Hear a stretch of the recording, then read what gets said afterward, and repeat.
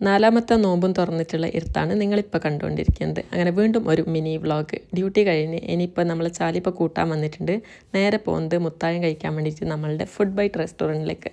നാപ്പോക്കിൽ സർക്കിളാണിത്. അങ്ങനെ നമ്മൾ ഫുഡ് ബൈറ്റിലേക്ക് എത്തിയിട്ടുണ്ട്. അനിയനിയുടെ ബ്ലൂ ടീ കുടിക്കുന്നുണ്ടായിരുന്നു. അങ്ങനെ അതും വാങ്ങി കഴിച്ച് അപ്പോഴാണ് കണ്ടത് നല്ല അടിപൊളി ഉന്നക്കായ ഉണ്ടായിരുന്നു. അങ്ങനെ അതും വാങ്ങി കഴിച്ച് 6 ആൾ മാത്രമുള്ള അനിയൻ്റെ ഈ ഒരു ലൈവിലും ജോയിനായി. അങ്ങനെ പിന്നെ നേരെ ഇനി നമ്മൾ പോകാൻ പോകുന്നത് റൂമിലേക്കാണ്. ഇനി അവിടുന്ന് ഒരു ഫ്രഷപ്പ് ആയിട്ട് ഇന്നൊരു പ്രത്യേകത കൂടിയുണ്ട്. ഇന്ന് നൈറ്റും ഡേയും ആണ് ഡ്യൂട്ടി. അപ്പോൾ നൈറ്റ് ഡ്യൂട്ടിയും കൂടിയുണ്ട്. അങ്ങനെ ജസ്റ്റ് വാഷ് ചെയ്യാനുള്ളൊക്കെ വാഷ് ചെയ്ത് ഫ്രഷപ്പായി. ഇനിയിപ്പോൾ നേരെ പോകുന്നത് ക്ലിനിക്കിലേക്കാണ് നൈറ്റ് ഡ്യൂട്ടിക്ക് വേണ്ടിയിട്ട്. ഏകദേശം ഒരു 12 മണി ആയിട്ടുണ്ട് ഇപ്പോൾ സമയം. അങ്ങനെ ഞാൻ പേഷ്യൻ്റ് ഇല്ലാണ്ടുമാണ് ഈ വീഡിയോസൊക്കെ എടുത്ത് വെക്കൽ. നമ്മൾ മിനി വ്ളോഗൊക്കെ ചെയ്യാൻ വേണ്ടിയിട്ട്. നമ്മുടെ തിലക്ഷ സിസ്റ്ററാണ് ഇത്.